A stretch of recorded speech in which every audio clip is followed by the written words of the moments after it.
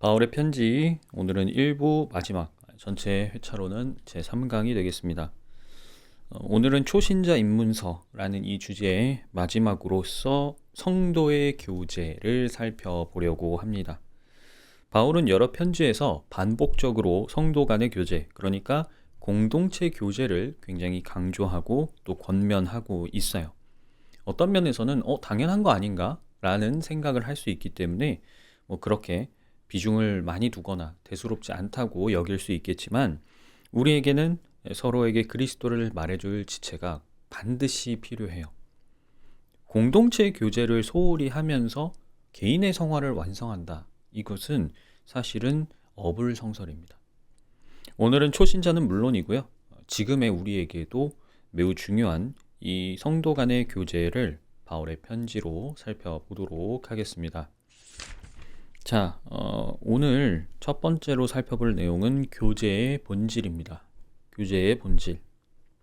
기본적으로 그리스도인은 개인으로서 또 집단으로서 모두 예수님을 자신의 길, 진리, 생명으로 삼고 있습니다.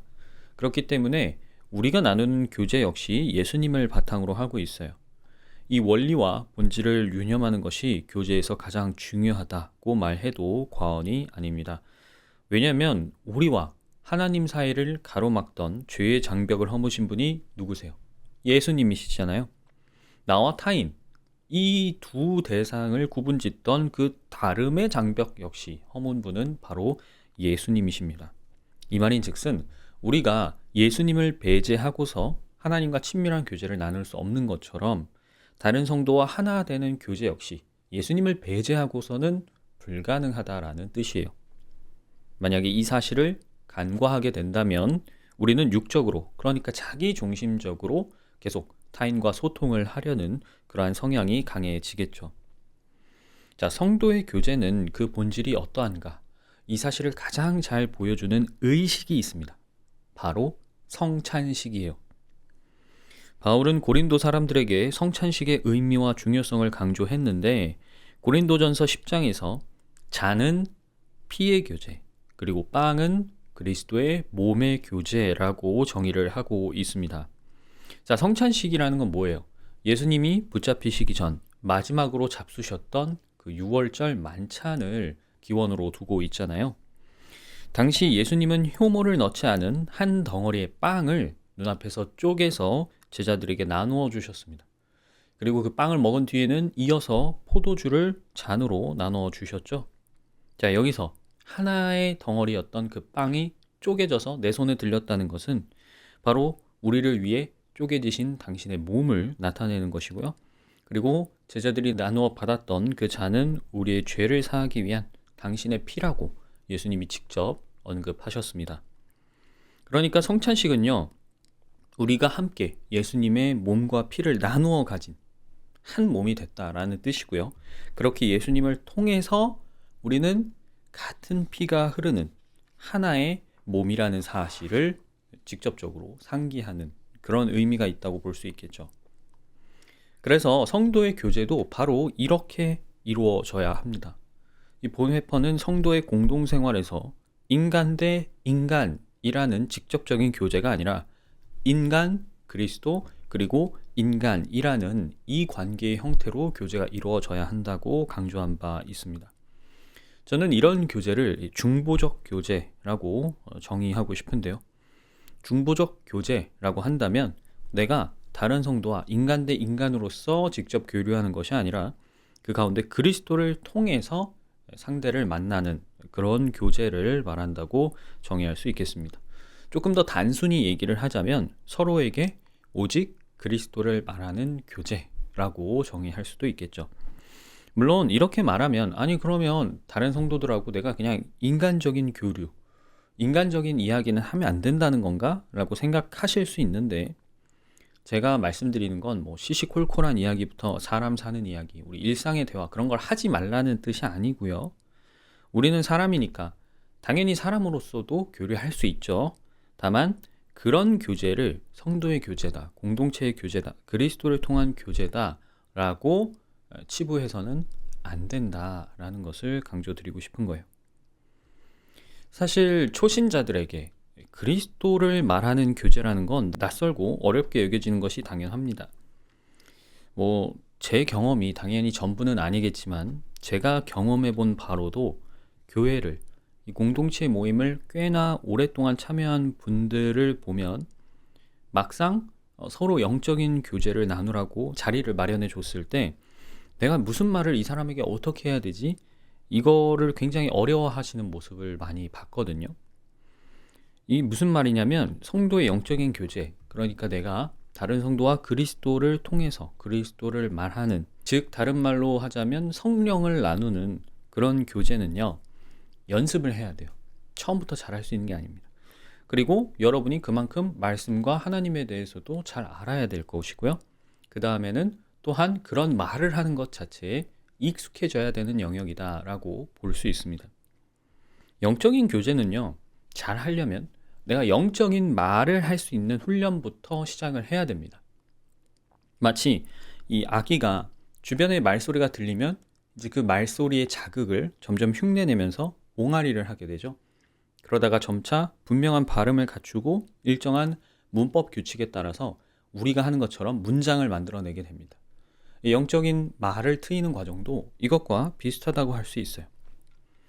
자, 그래서 제가 잠시 언어의 발달 과정을 성도의 교제에 투영해 보려고 합니다.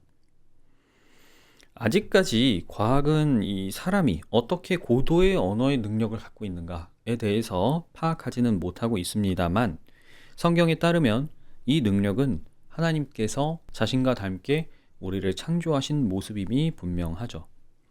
이 언어 습득이라는 것은요, 유아기에 자연스럽게 이루어집니다. 근데 여기에도 다양한 이론이 있어요. 아이들이 말소리에 노출되면 말소리를 따라하기 시작하는데, 그 말소리를 따라하면서 그 말의 의미, 소리의 의미를 이해한다는 것은 분명합니다. 물론 듣고 따라하는 것 자체가 언어 능력이라고 할 수는 없어요. 그렇게 따지면 앵무새도 언어 능력이 있다고 할 수 있겠죠. 왜냐하면 발음을 모방할 수 있잖아요. 하지만 앵무새가 사람의 발음을 모방한다고 해서 그것을 의미적으로 이해하거나 아니면 사람과 같은 문장을 만들어내지는 못하지 않습니까? 그러니까 우리가 아직 설명할 수 없는 부분들이 많기는 해요. 하지만 어쨌든 중요한 건 뭐예요? 모국어에 대한 소리 자극이 필요하긴 하다는 겁니다. 아이들은 그걸 통해서 언어를 습득할 수 있는 매개를 갖는 거거든요. 자, 이처럼 우리가 영적인 대화를 나누기 위해서는 영적인 말을 할 수 있는 능력을 습득해야 돼요. 그럼 어떻게 해야 되겠어요? 아까 발달 과정에서 살펴봤던 것처럼 자연스럽게 여러분이 자주 성도의 교제에 노출이 되셔야 됩니다. 그리고 그 교제를 들으면서 여러분도 점차 영적인 교제를 말할 수 있는 훈련에 돌입하는 것이죠.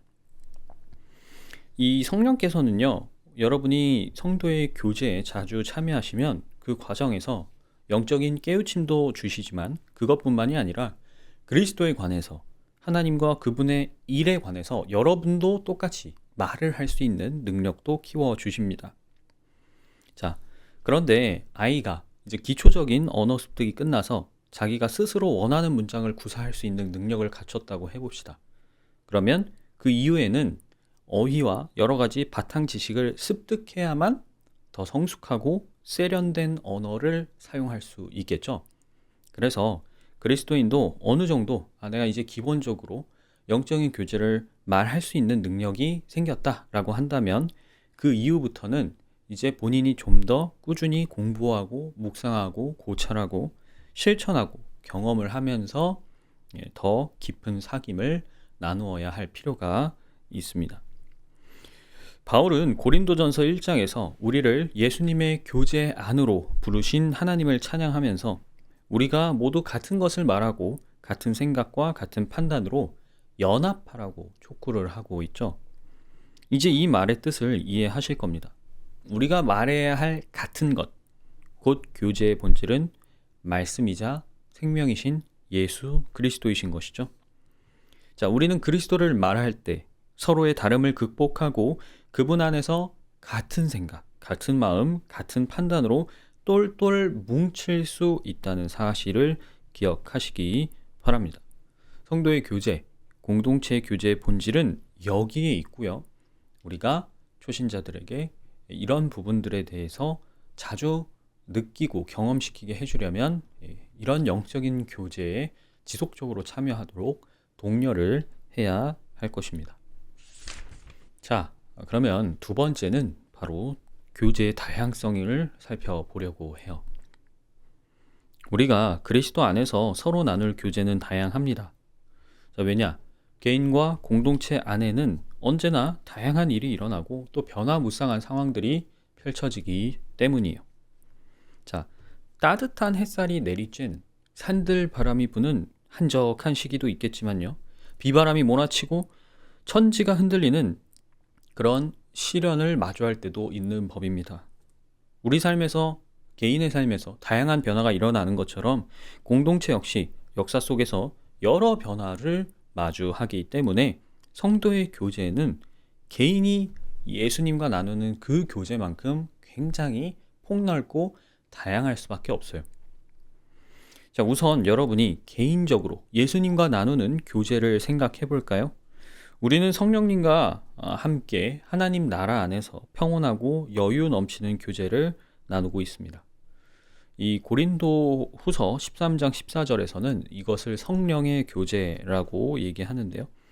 이 성령의 교제는 하나님께서 예수님을 통해 이 세상이 창조된 이래 숨겨 놓으셨던 신비의 교제, 비밀의 교제라고도 불립니다. 에베소서에서요.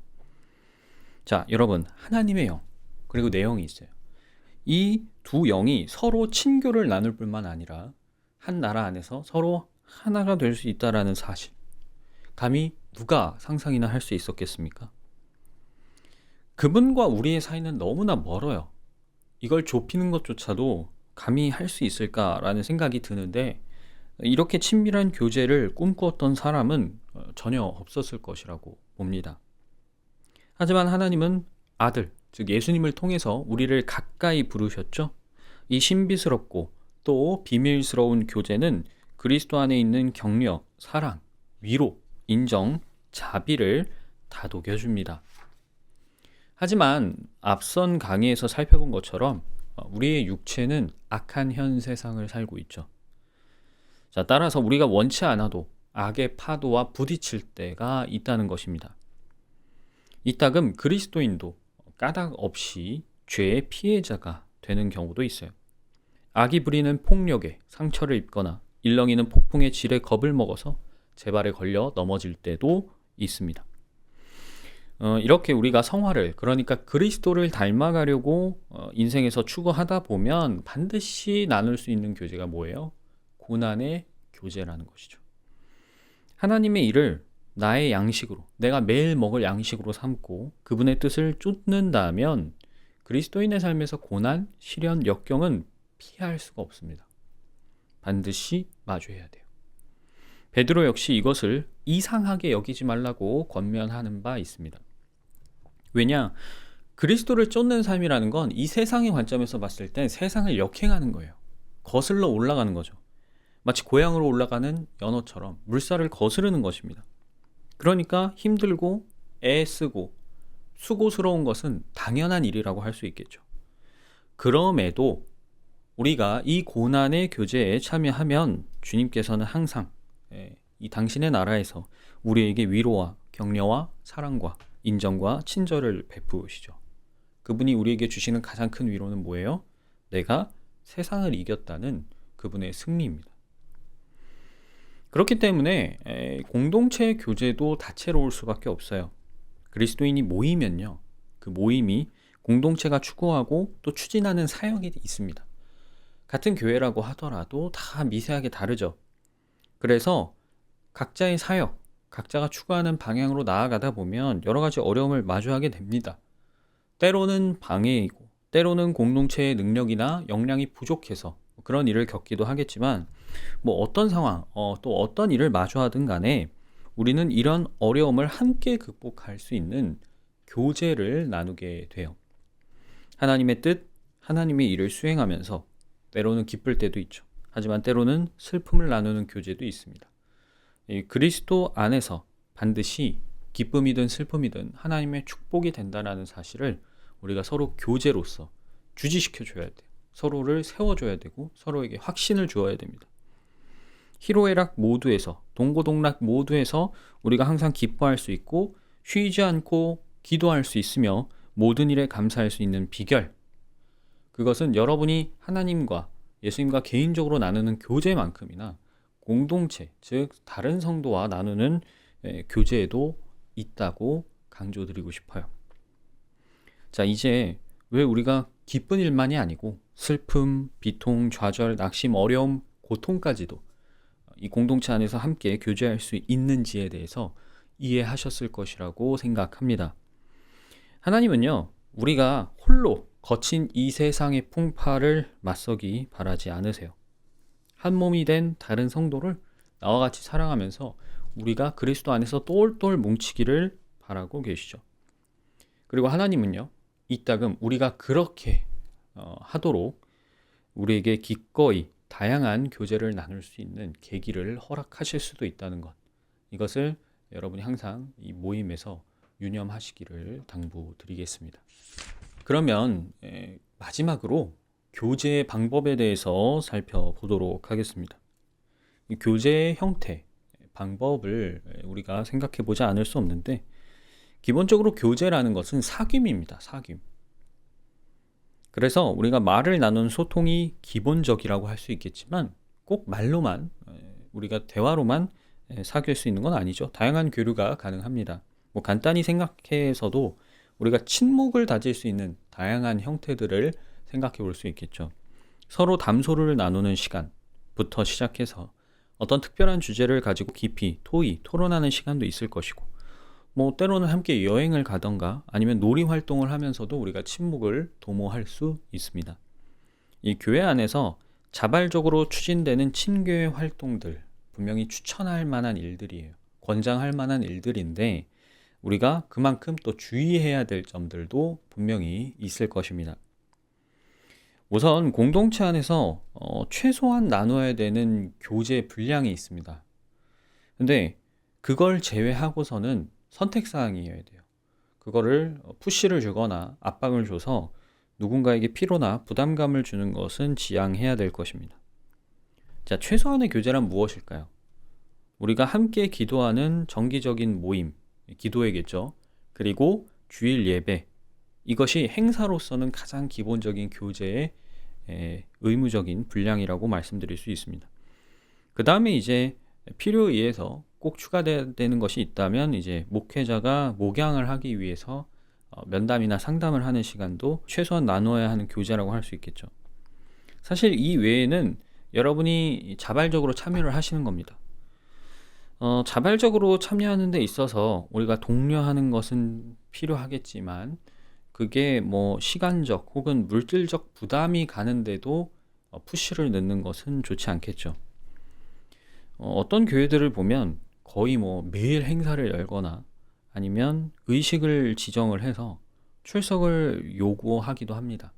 그러니까 신도들이 거의 교회에 매일 살다시피 그렇게 압박을 주는 모임들도 있는데, 저는 이제 개인적으로 그것이 정말 깊이 있는 교제를 이끌어내느냐에 대해서는 의문을 가질 필요가 있다고 생각을 해요.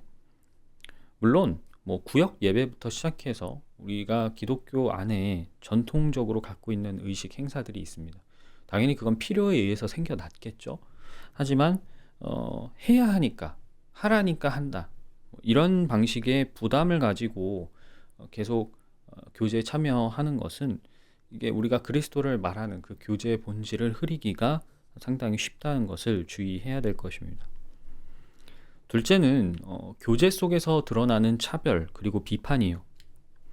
이 바울은 로마서에서 양심과 판단에 따른 문제를 언급할 때 다른 성도의 양심이나 판단을 함부로 비판하거나 무시하지 말라고 조언을 하고 있습니다. 로마서 13장에서요.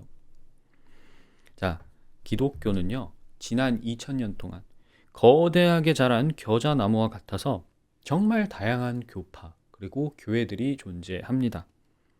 그래서 교파 간에, 심지어 같은 교파라고 불리는 그 안에서도 서로 다른 생각, 다른 견해들을 가지고 있어요. 이게 특정한 모임 안에서도 일어나는 겁니다. 우리는요, 각자 하나님을 이해하는 정도도 다르고 믿음의 분량도 달라요. 그리고 그에 따른 경험도 천차만별입니다. 성경을 대하는 태도, 성경을 해석하는 방법, 그리고 방식에도 차이가 있죠. 물론 우리가 같은 모임으로 모여 있을 때는 어느 정도 큰 결은 다 비슷한 사람들일 거예요. 그러니까 모였겠죠. 하지만 그 안에서도 각자 양심, 도덕, 판단, 생각, 의견에는 차이가 있을 수밖에 없습니다. 자, 다른 사람과 이제 그리스도를 말하는 이 교제에서 이런 다름이 갈등으로 번지는 것을 우리가 주의할 필요가 있습니다. 이 불필요한 갈등은 서로만이 아니라 공동체를 분열시키고 상처만을 남길 수밖에 없어요. 마지막 주의점은요, 진리와 질서를 거스르는 사귐입니다. 이 초기 교회 사례를 보면 다양한 형태로 성도들이 누리고 있는 자유를 올가매려는 그런 집단들이 존재했습니다. 바울은 그 대표로 할례파를 꼽고 있어요. 물론 우리가 할례파에 대한 이 교리적인 문제는 추후에도 자세히 다루겠습니다만, 이들의 주장의 요지는 이래요. 예수님을 믿어도 할례를 받아야, 그러니까 율법을 지켜야 한다라고 주장을 했던 것이죠. 자, 이런 식으로 복음의 진리가 있는데 그 진리를 거슬러서 성도와 공동체에 올무를 씌우려고 하는 교제는요, 안 하느니만 못한 결과를 내게 됩니다. 자, 율법적인 행위를 요구해요. 그러면 어떻게 하겠습니까? 그렇게 하는 사람과 아닌 사람을 갈라치겠죠. 즉, 편을 나누는 겁니다. 그래서 서로를 비난하게 만들겠죠. 이 갈등은 결국에는 편을 가르게 되고, 그렇게 되면 서로를 비난하지 않을 수가 없는 상황이 닥칩니다. 이런 교제는 우리가 지양해야 마땅하겠고요. 이와 같은 의미로 하나님이 사회, 교회, 가정 안에 정하신 질서를 흩뜨리는 교제도 지양해야 옳겠습니다.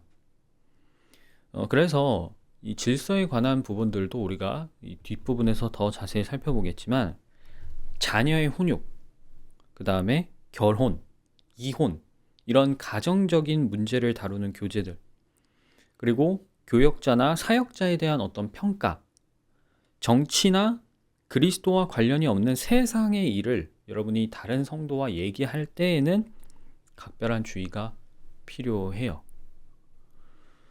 자, 이런 점들을 유의하신다면 우리는 언제나 자유로운 형태로 교제를 할 수 있습니다. 식사를 하면서도, 차를 마시면서도, 여행을 하면서도, 모여서 일하면서도 우리는 사귐을 돈독히 할 수 있고요. 전도나 봉사를 하는 이런 섬김들을 통해서도 우리는 계속적으로 교제를 나눌 수 있습니다. 때로는 슬픔에 빠진 사람들과 함께 슬퍼하고, 또 위로를 해주면서 슬픔의 교제에 동참할 수도 있어요.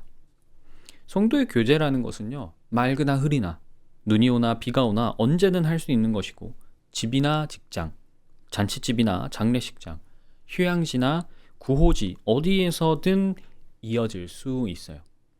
가장 중요한 것은 요즘 말하는 TPO입니다. Time, Place, Occasion.